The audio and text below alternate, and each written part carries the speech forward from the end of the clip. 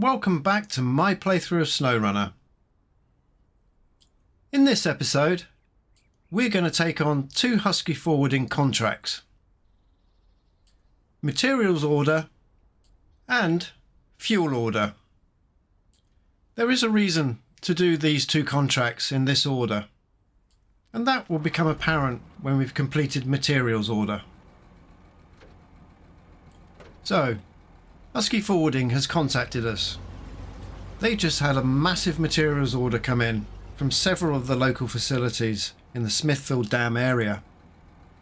These facilities are working around the clock to try and recover from the flood and could really use these materials. So what do we need to collect and deliver? The service hub wants 2 concrete slabs.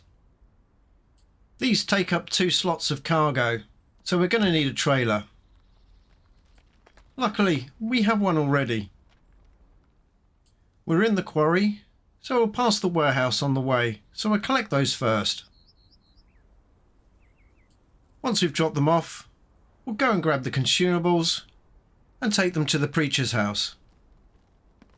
We'll then grab a little bit of fuel and head back to our old stomping grounds in Black River for a set of metal beams, and they need to be delivered back to the quarry. The total cargo space for this run is 8 slots. For the service hub and the preacher's house, the total cargo space is 6 slots. So I'm going to have to split those 2.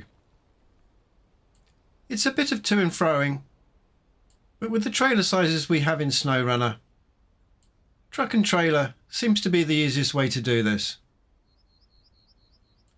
With all that out of the way, let's get on and start with the collection of the concrete slabs from the warehouse.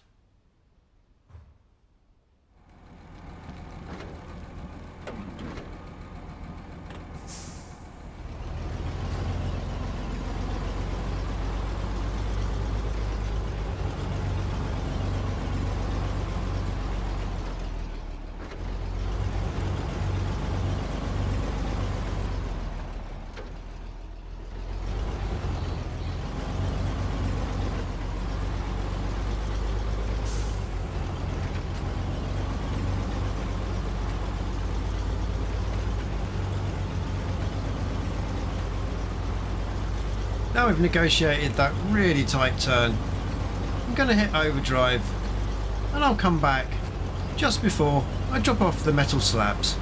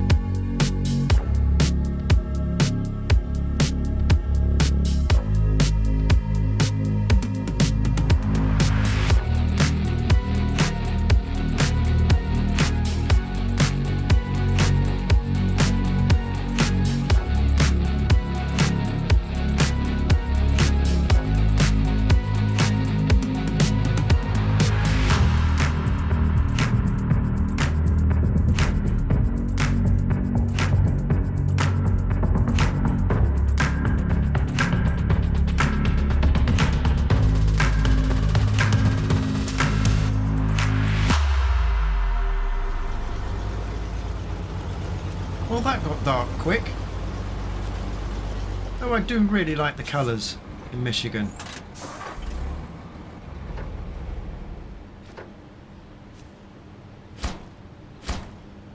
With the slabs dropped off at the service hub, that's part 1 completed. The next step is to head to the farm and collect the consumables to take to the preacher's house. On the way, I'm going to stop off at the garage, sell the trailer, because we no longer need it for the rest of this contract. I'm going to hit overdrive again, and I'll join you just before we head into Black River.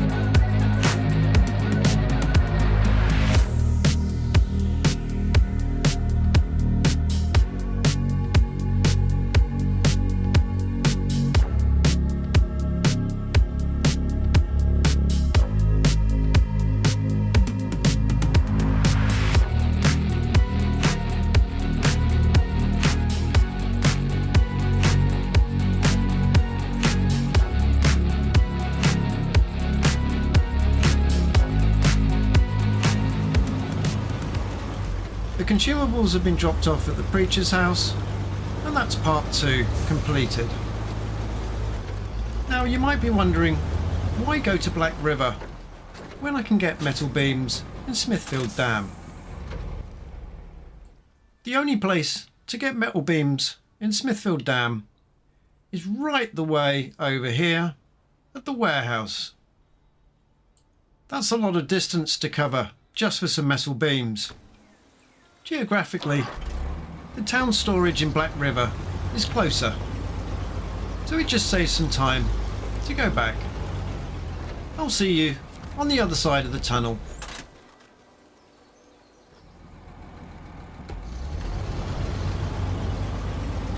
Back to where our Snowrunner career began. It's funny how Black River doesn't seem quite so daunting anymore. Even a little nostalgic.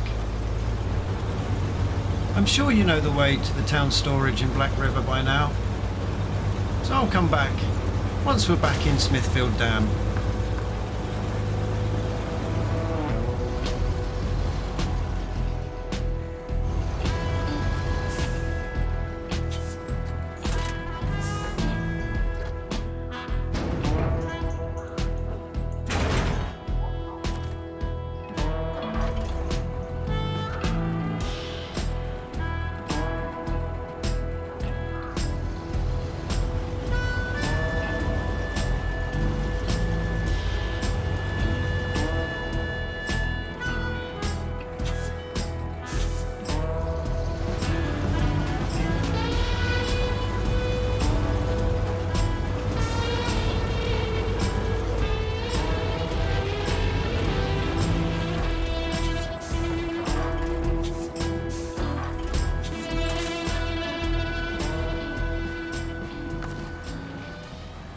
And here we are, back in Smithville Dam.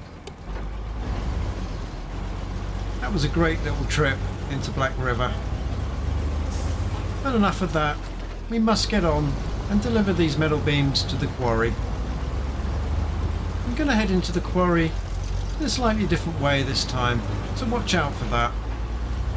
I'll hit overdrive so you can see the route, and I'll join you when we've completed this contract.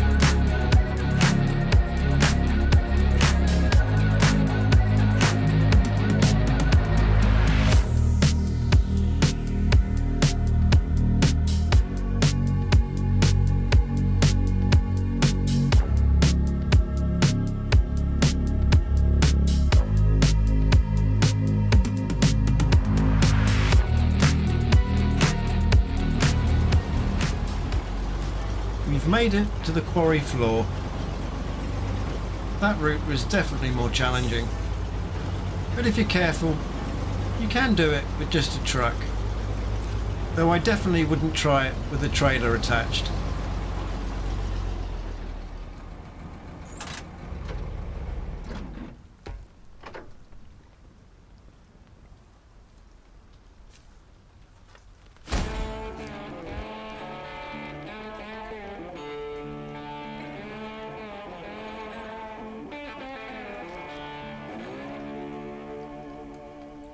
That's the contract completed, and we hit rank 11.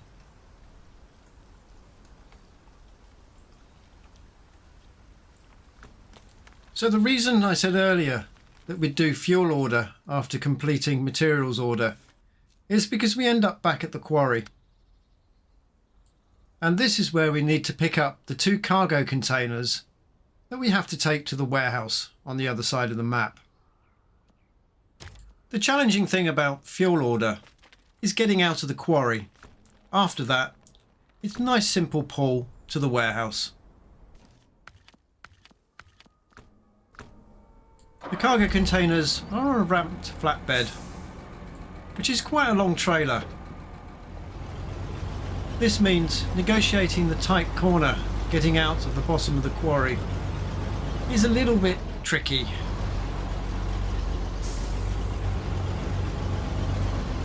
Let's hook up and pull it around that corner.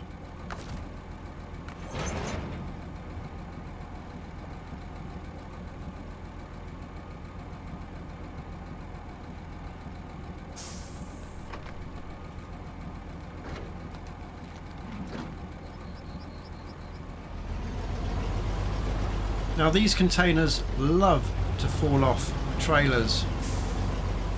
If the angle gets too great, over they go.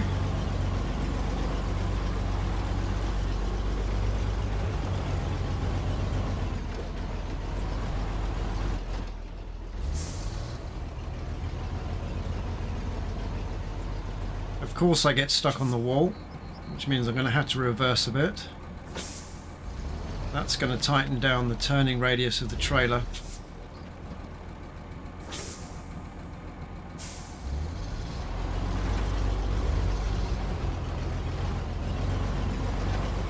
Yeah, that doesn't look dodgy at all. I'm just not going to look and pretend. Phew. Can't believe I made it round that corner without it tipping over.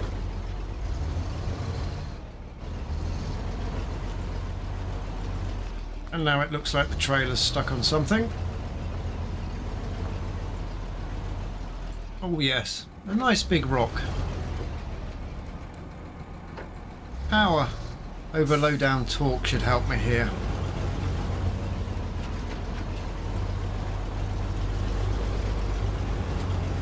We've broken free.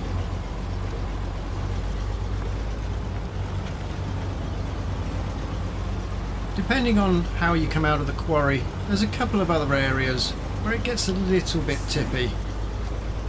But if you just remember to be careful, you'll make it out to the main road.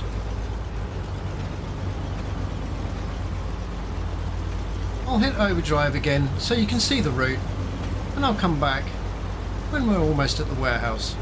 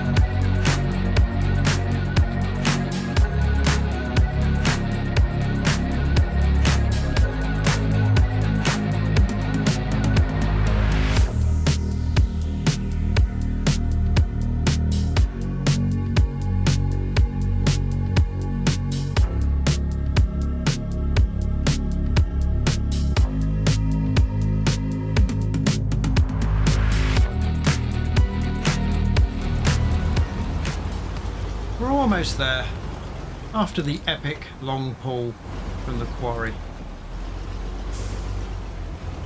The journey from the garage to the Drummond Island tunnel is quite a long one, and one we're going to be getting familiar with in the upcoming episodes. Apart from logging, this is the last of the contracts we can complete in Smithville Dam. The next contracts are in Island Lake. Those are lumber mill revival and power lines.